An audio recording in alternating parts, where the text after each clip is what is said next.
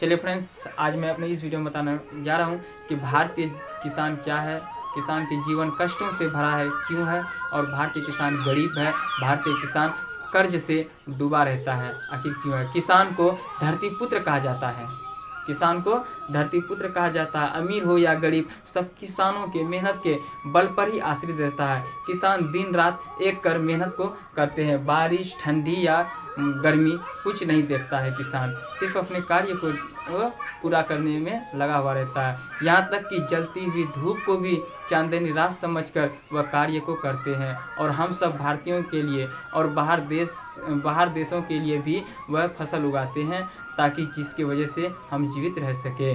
किसान और भारत में बहुत सारे लोग ऐसे भी हैं जो किसान को इज्जत नहीं देता है, किसान को मान सम्मान नहीं देता, उसे घृणा की दृष्टि से देखता है और उसे जो है बेकार, अनपढ़, जाहिल समझता है। जबकि ऐसा हमें नहीं करना चाहिए, क्योंकि हम किसान के मेहनत के बल पर ही आज जीवित हैं।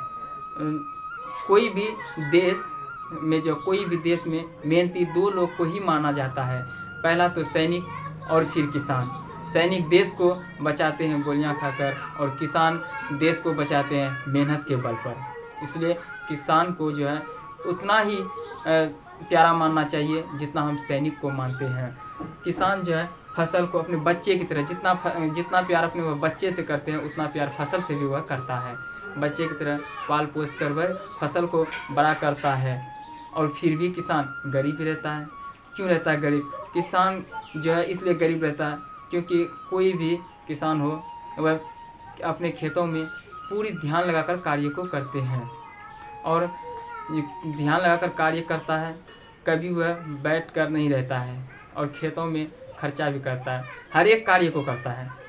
और जब फसल उसका उग कर तैयार हो जाता है, तभी जो है मेहनत के हिसाब से सरकार उचित मूल्य नहीं लगाता है, कीमत उसकी फसल का जो है कम लगता है, जिसके कारण किसान को लाभ नहीं हो पाता है और किसान गरीब ही रह जाता है।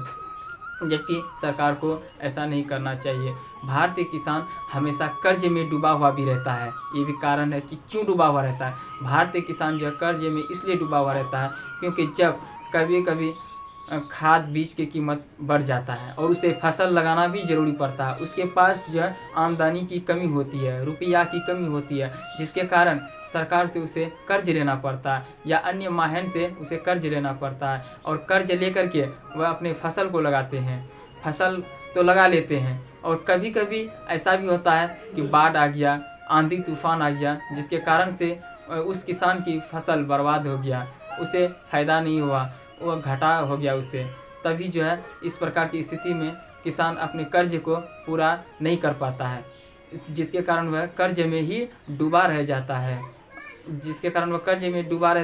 और कर्ज से कभी मुक्ति पा ही नहीं सकता है। और कोशिश करता है, लेकिन कभी भी कर्ज से मुक्ति नहीं पाया जाता है उसे। इसलिए किसान को जो है इतनी इज्जत देनी चाहिए जितना हम सैनिक को देते हैं, और सरकार को भी ध्यान देनी चाहिए कि किसान की फसल किस तरीक़ा से उगता है, किस तरीक़ा से वो मेहनत करता है, उस तरीक़ा से जो है उसकी फसल का जो है कीमत लगाए, तब किसान को कुछ मुनाफा होगा।